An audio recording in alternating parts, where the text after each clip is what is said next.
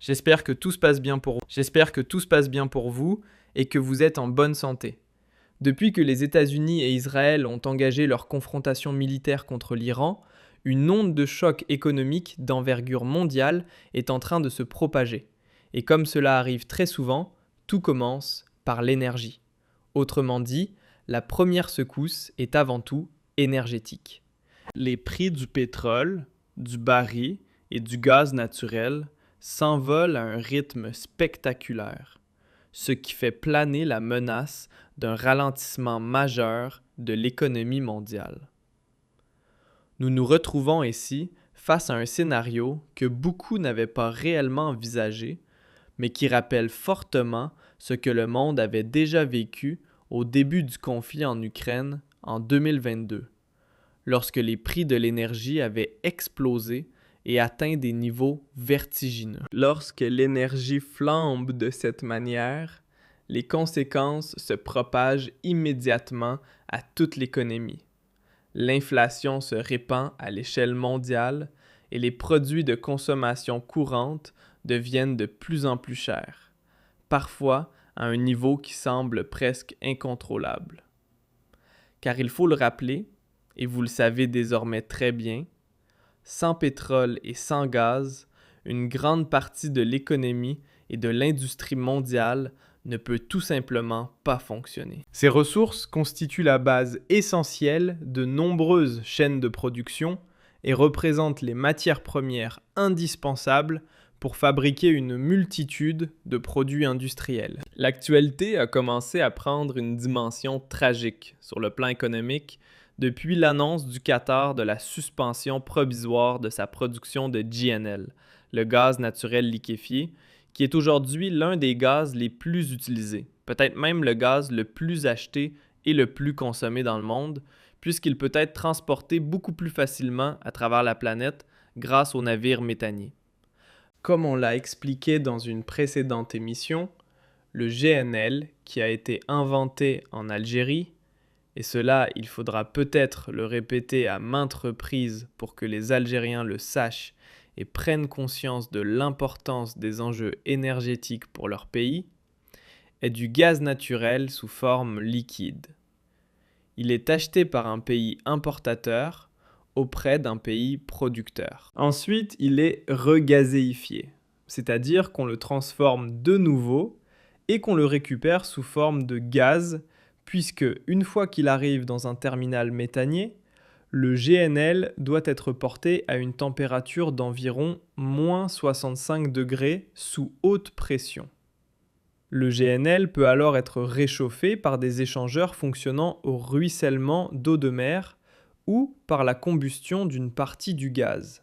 Par la suite, il redevient du gaz naturel, qui peut être utilisé dans les réseaux ou les circuits de distribution pour les usages industriels ou pour les usages domestiques, à savoir le chauffage domestique ou la cuisson, etc., c'est-à-dire pour les besoins quotidiens d'un foyer ou d'un ménage, par exemple. Donc, le GNL est stratégique pour l'économie mondiale, notamment pour des pays qui ne sont pas reliés à des gazoducs. Il n'y a pas de gazoduc à travers le monde entier.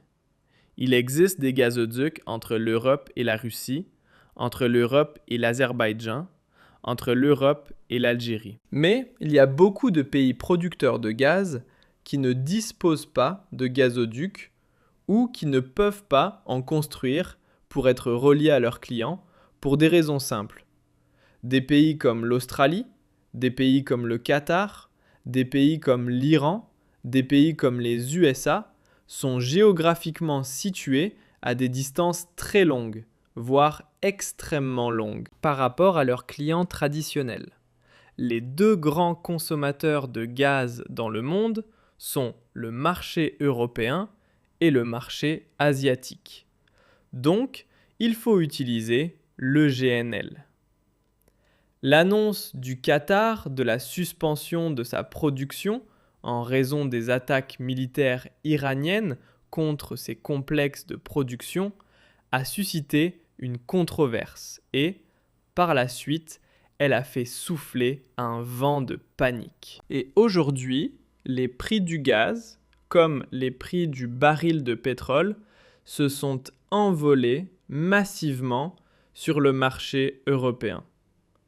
Dès le début de la guerre, on a assisté à une augmentation du prix de plus de 50% en quelques jours. On est passé de 30 € le mégawattheure à plus de 65 € le mégawattheure entre le 1er et le 3 mars 2026.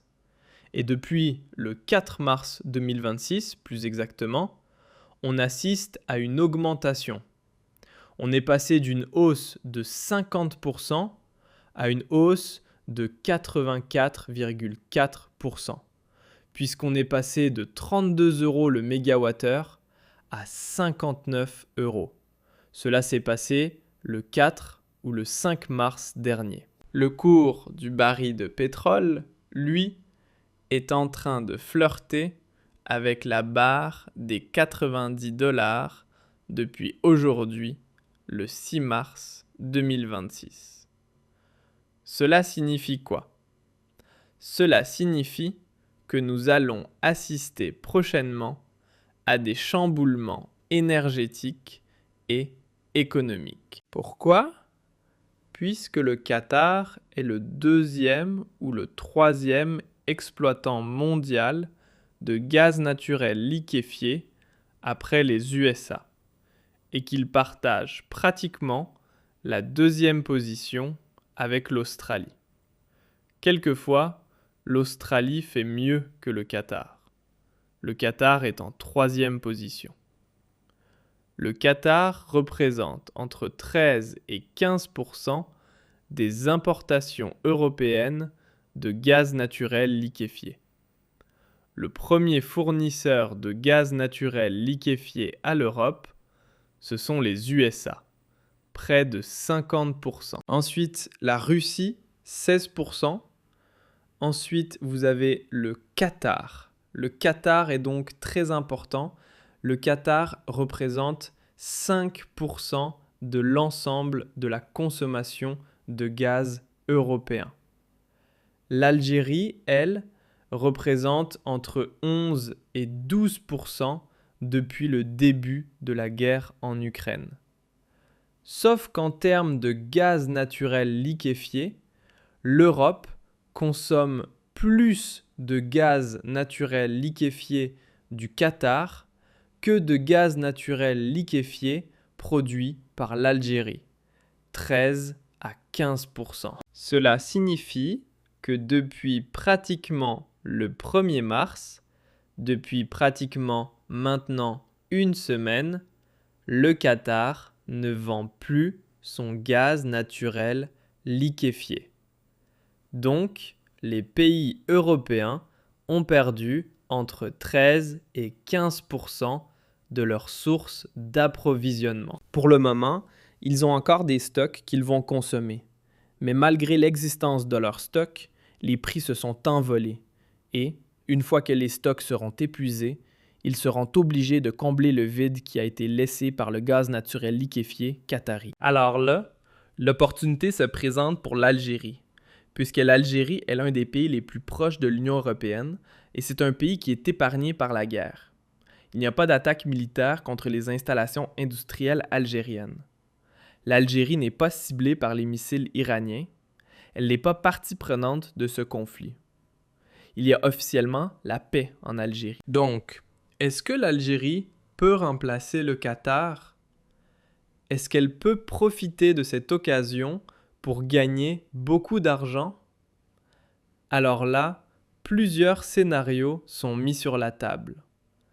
Malheureusement, l'Algérie risque de ne pas pouvoir profiter de cette conjoncture pour une raison très technique. L'Algérie, ses ventes de gaz vers le marché européen se font essentiellement via les gazoducs. Les gazoducs. Nous avons eu par le passé 3 gazoducs. On avait le Maghreb Europe qui passe par le Maroc pour aller vers l'Espagne. Le Medgaz part directement de l'Algérie vers l'Espagne. Et nous avons le Transméditerranéen Pipeline, qui est le gazoduc qui part vers l'Italie depuis l'Algérie en passant par la Tunisie. En octobre 2021, l'Algérie a fermé le robinet du gazoduc Maghreb-Europe, dans le sillage de la rupture des relations diplomatiques avec le Maroc, et elle ne veut pas que son gaz transite par le Maroc. Elle ne veut pas payer des droits de passage, ni laisser le Maroc prendre une partie de ce gaz algérien pour payer ses droits de passage afin d'exporter vers l'Espagne et le Portugal. Nous n'avons maintenant plus que 2 gazoducs qui sont en fonction et l'Algérie utilise essentiellement ces gazoducs. Il faut savoir que 75 à 80%, voire même 85% quelquefois, on a des pics de 85%, du gaz algérien qui est vendu à l'Europe est vendu par gazoduc, alors que nous avons la capacité de produire du gaz naturel liquéfié. L'Algérie a officiellement 25,3 de capacité de liquéfaction. On peut produire 25,3 millions de tonnes plutôt. Chaque année, on peut produire 25,3 millions de tonnes. On exporte vers le marché européen environ 11 millions de tonnes de gaz naturel liquéfié. Nos principaux clients sont la Turquie, qui est le premier client du gaz naturel liquéfié algérien.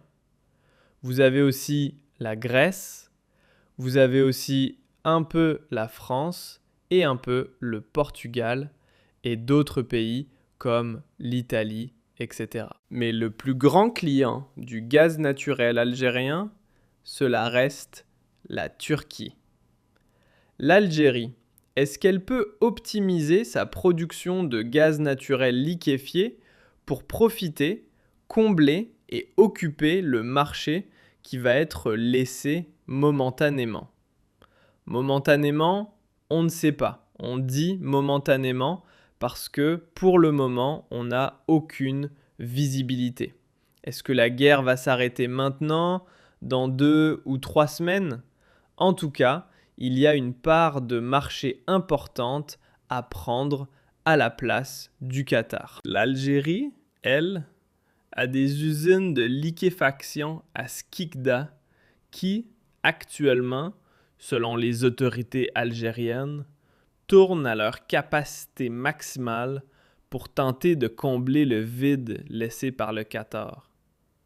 Sauf que malheureusement, comme je vous l'ai dit, l'Algérie a les poings liés. Elle est ultra dépendante de ce que l'on appelle le marché des contrats à long terme. Dans le gaz, vous avez 2 marchés. Le marché des contrats à long terme, c'est le gaz qui est vendu et qui est acheminé, transporté via les gazoducs. Et vous avez ce que l'on appelle le marché spot. Le marché spot, ce sont des ventes à court terme ou immédiates. C'est comme la bourse. Le prix du gaz se négocie de jour en jour. Le gaz, en ce moment, voit ses prix augmenter sur le marché spot. Les contrats à long terme, on va l'expliquer, ce sont des contrats qui sont verrouillés, où le prix du gaz est vendu à un prix fixe, mais pour une longue durée, 10 ans, 15 ans, 20 ans. Et ce prix ne peut changer que dans des circonstances exceptionnelles. L'Algérie, malheureusement, 85%, jusqu'à même plus de 90% ces dernières années, par exemple, on a remarqué que 85 à 90% de son gaz est vendu via les gazoducs. Donc ce n'est pas du gaz naturel liquéfié, c'est du gaz naturel. C'est du gaz naturel, pardonnez-moi, qui est vendu par des gazoducs. Le Medgaz vers l'Espagne et le Transméditerranéen Pipeline pour l'Italie. Et l'Algérie vend via gazoduc entre 30 et 32 milliards de mètres cubes. L'Italie est le premier client avec une vingtaine de milliards de mètres cubes et l'Espagne, c'est le deuxième client avec 10 milliards de mètres cubes. Malheureusement, l'Algérie écoule sur le marché spot 10 à 15% uniquement de son volume total des exportations. Pourquoi? Parce que l'Algérie dépend entièrement des contrats à long terme et elle n'utilise pas le marché spot pour des raisons historiques, pour des raisons de sécurité. Et l'Algérie, elle a peur de la dérégulation des prix, elle a peur des risques et elle ne fait pas confiance au marché spot. Elle préfère vendre son gaz à un prix fixe plutôt que d'attendre, subir, profiter des hausses, ensuite subir les baisses. En réalité, les dirigeants algériens y ont eu tort de ne pas miser sur le marché spot. À force de chercher la sécurité, de gagner peu d'argent, de gagner de l'argent de façon pérenne, de façon stable et de façon sûre, on évite de prendre des risques. Or, l'investissement, c'est la prise de risque. Et sans prise de risque, il n'y a pas de rentabilité certaine. Il n'y a pas de rentabilité qui est garantie. Et donc, on passe à côté d'immenses opportunités parce qu'on veut vendre notre gaz uniquement suivant des contrats à long terme qui sont d'une durée de 10 ans en moyenne.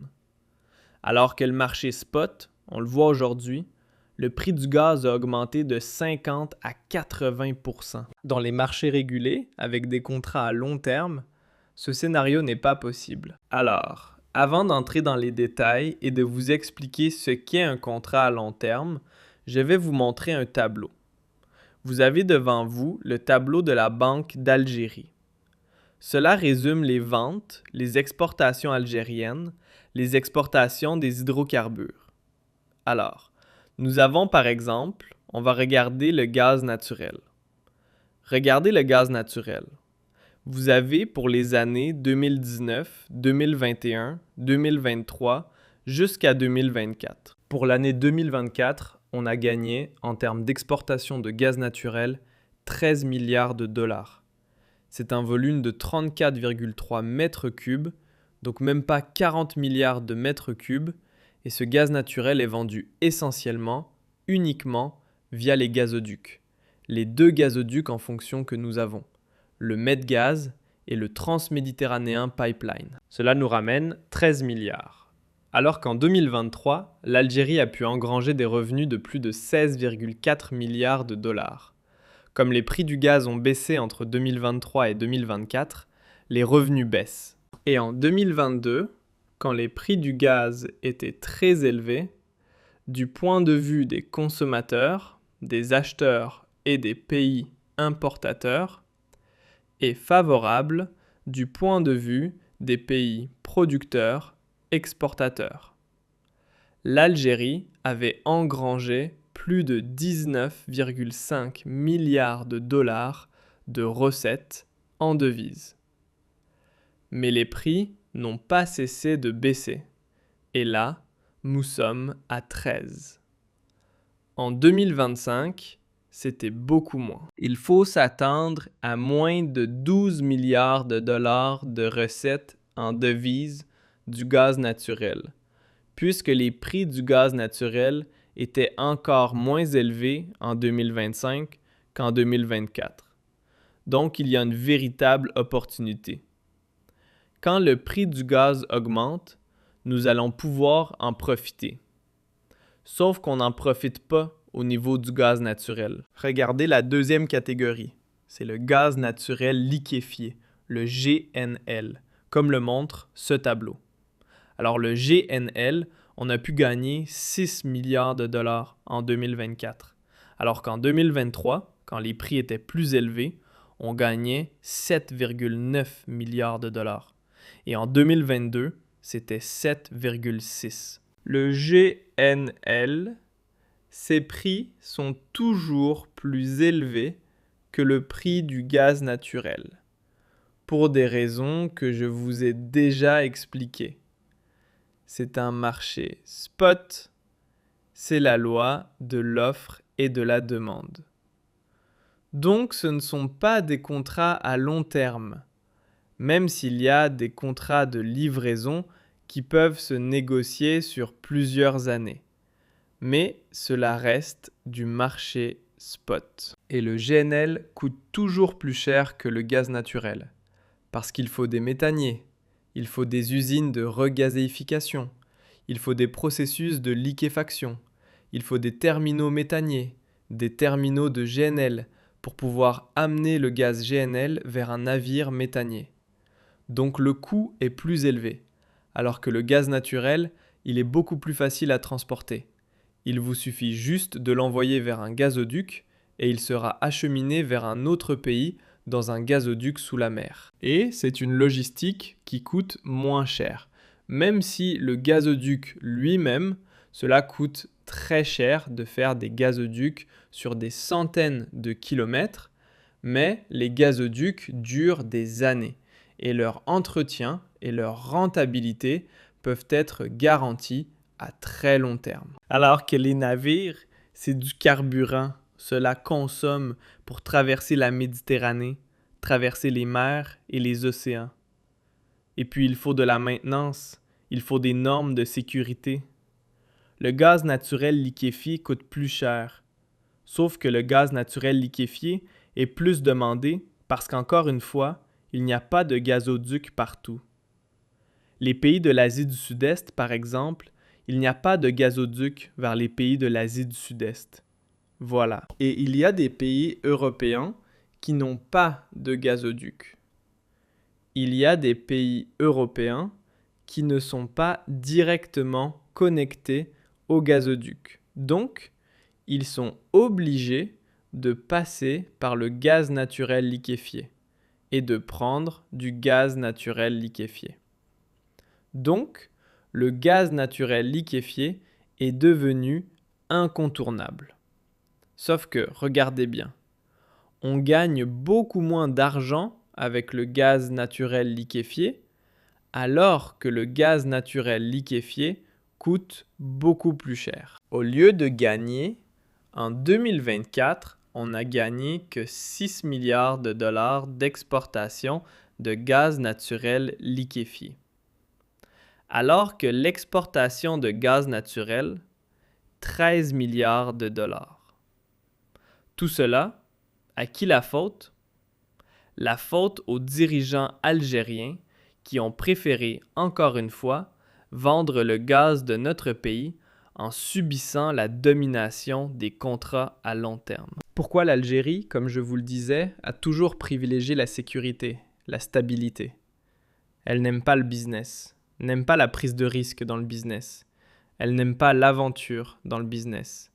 Elle préfère gagner peu, mais au moins gagner de l'argent régulièrement et de façon pérenne, plutôt que de prendre des risques et de gagner beaucoup d'argent d'un coup. Donc l'Algérie a toujours privilégié la sécurité et la stabilité. La grande majorité de notre gaz est vendu via des contrats de 10 à 20 ans et indexé en partie sur le prix du pétrole. L'avantage de cette formule, c'est qu'effectivement, cela garantit des revenus stables à l'État algérien. Mais quand les cours s'effondrent, les revenus ne sont pas stables. Les revenus sont tirés vers la baisse. Les inconvénients, c'est que comme les prix sont bloqués ou lissés par des formules contractuelles, l'Algérie ne profite pas immédiatement de l'explosion des prix. Par exemple, comme aujourd'hui le gaz naturel liquéfié est à plus de 65 € par mégawattheure, l'Algérie n'en profite pas puisqu'on vend 90% de notre gaz via le gazoduc. Alors, le gaz naturel liquéfié est aujourd'hui devenu le roi du gaz. On appelle cela le roi du gaz naturel liquéfié, parce qu'il est transporté par méthanier. Contrairement au gazoduc, qui est saturé par des contrats de long terme, les cargaisons de gaz naturel liquéfié peuvent être vendues aux enchères aux plus offrants. Il y a donc beaucoup plus d'avantages et d'opportunités financières avec le gaz naturel liquéfié qu'avec le gaz naturel. La stratégie de l'Algérie a commencé à évoluer depuis 2024 à 2025. L'Algérie s'est rendue compte qu'elle a besoin de devises, qu'elle en manque, et que depuis le début de la crise énergétique en Ukraine, l'Algérie a compris que si elle exporte environ 50 à 55 milliards de mètres cubes de gaz, nous avons moins de 40 milliards de mètres cubes via les gazoducs.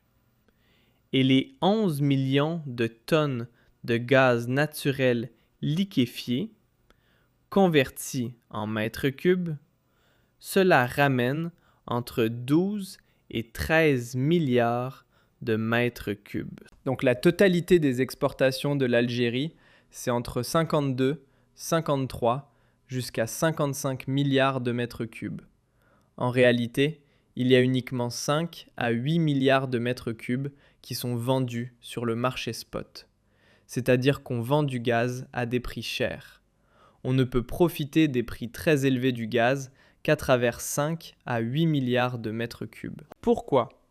Parce que tout le reste des volumes de notre gaz est verrouillé par des contrats à long terme.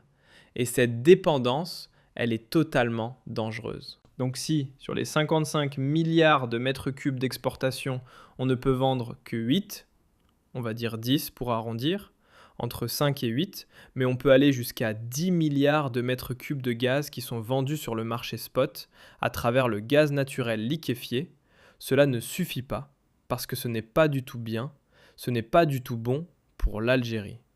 Cela nous empêche de profiter des opportunités, de renégocier les prix. Alors que, au lieu de gagner par exemple 6 milliards de dollars avec le gaz naturel liquéfié en profitant des prix actuels, on peut doubler. On peut aller vers 12 à 13 milliards de dollars. Donc l'Algérie perd jusqu'à 50, des fois entre 40 et 50% de sa marge bénéficiaire à cause de sa dépendance vis-à-vis de ses contrats à long terme. Et cela, c'est très mauvais.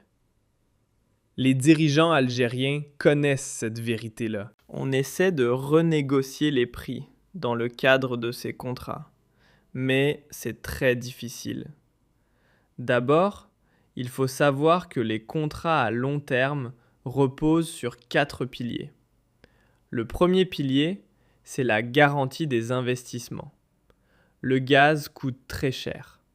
Donc l'Algérie dit qu'elle préfère avoir un contrat à long terme. Pourquoi ? Parce que cela lui donne une garantie.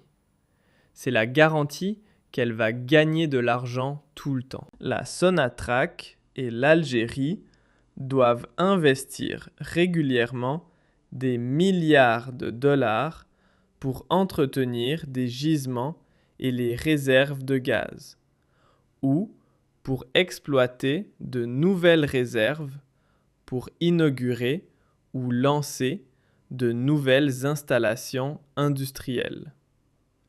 Donc, ces contrats permettent de lever des fonds et permettent d'avoir la garantie que l'Algérie va gagner de l'argent, va faire rentrer de l'argent à chaque fois. C'est une sorte de garantie bancaire. Dans les contrats à long terme, il y a par contre une clause intéressante qui s'appelle le take or pay. C'est une clause de sécurité. C'est l'arme secrète de ces contrats à long terme.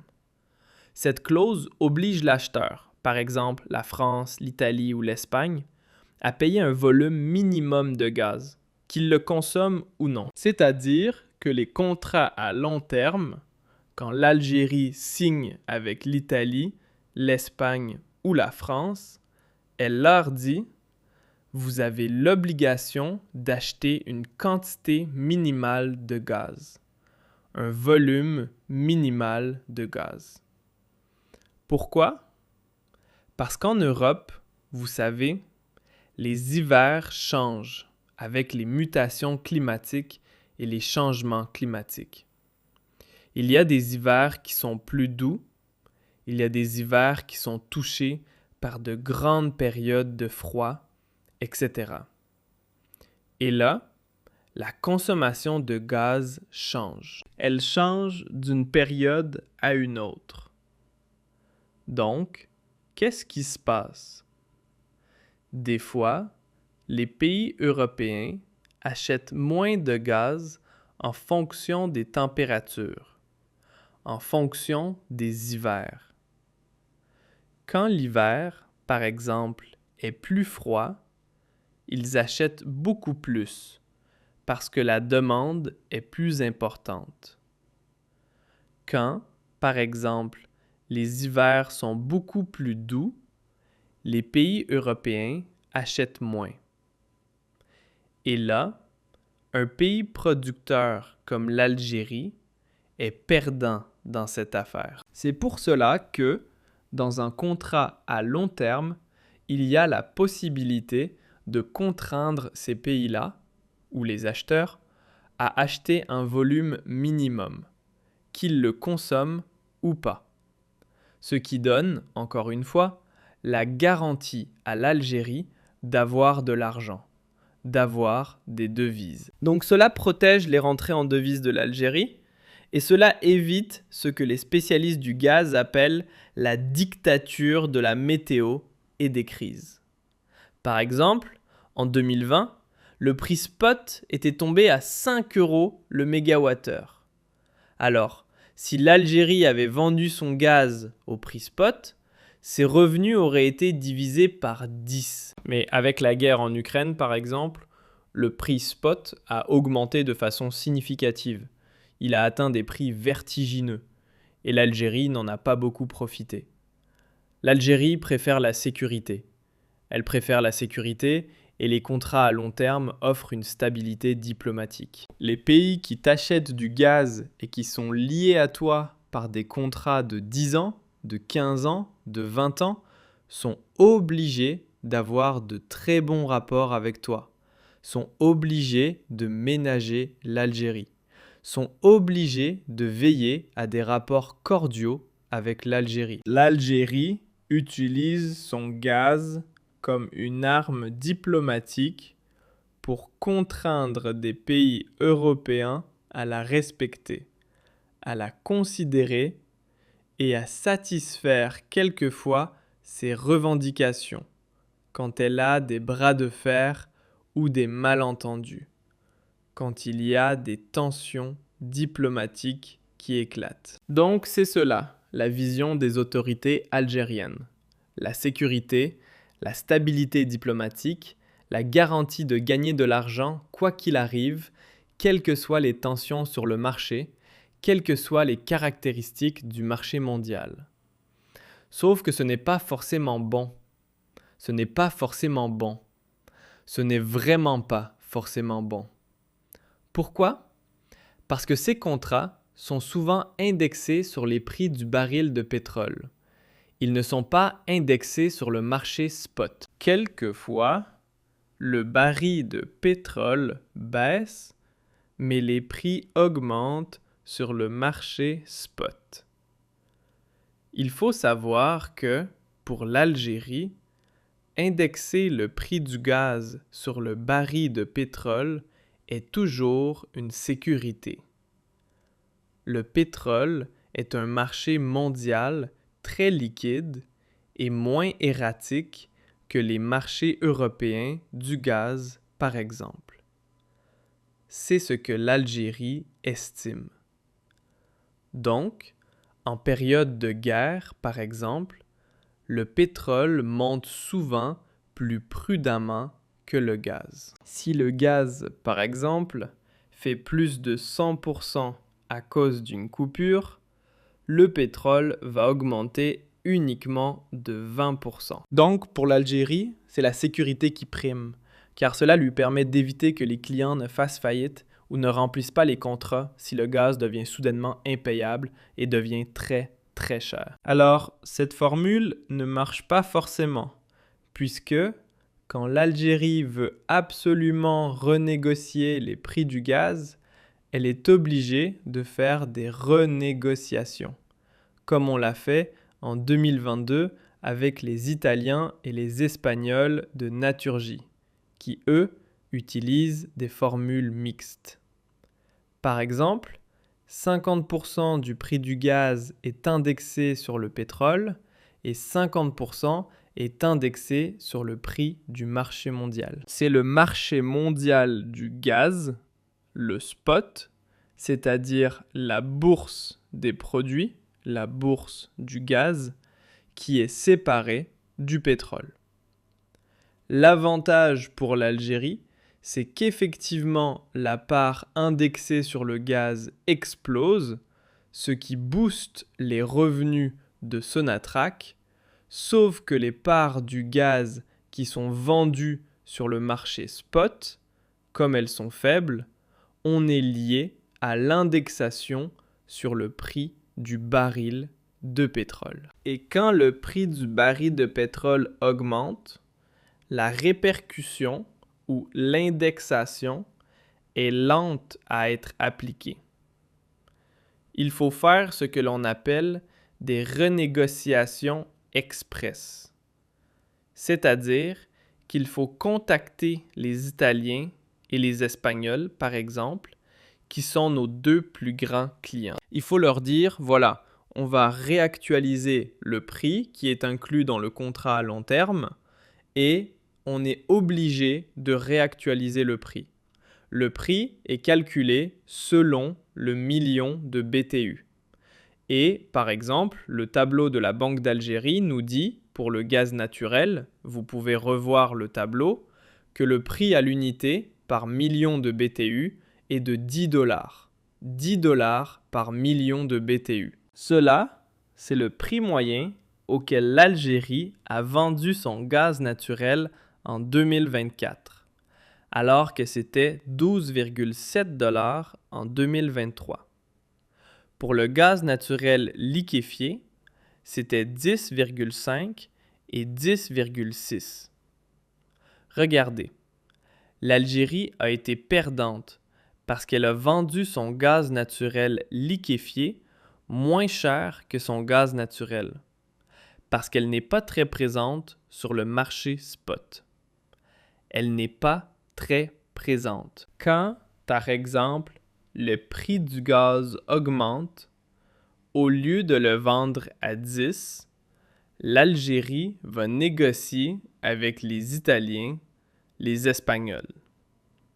Je les prends pour exemple parce que ce sont vraiment les deux gros clients. Les Italiens et les Espagnols prennent à eux seuls entre 60 et 70%, ou on va dire entre 50 et 60% de notre gaz facilement. Le reste, là, on a la France, on a par la suite la Turquie, la Grèce, le Portugal, un peu l'Autriche, la Slovénie maintenant, mais les deux gros clients, les deux gros acheteurs de notre gaz, c'est vraiment l'Espagne et l'Italie. Donc, il faut faire des renégociations express. Elles sont très compliquées à mettre en place parce que le client va dire « Oh non, moi je ne veux pas payer ce prix-là ». Tous les 3 ans, il faudra utiliser cette formule de renégociation express quand les prix du gaz augmentent. Après, il y a des bras de fer. Il faut faire un bras de fer avec le client. Une année, le prix a augmenté, etc. Et ce n'est jamais simple. Et quand le prix augmente de plus de 50 à 80%, les renégociations des contrats à long terme, ce sont des augmentations de 10 à 20%. Cela ne peut pas être des augmentations de 50%, comme dans le marché spot. Donc, on se prive de plusieurs milliards. C'est vrai qu'on a la sécurité, cela c'est sûr. On a la garantie de gagner de l'argent à chaque fois. On a la garantie d'avoir des clients.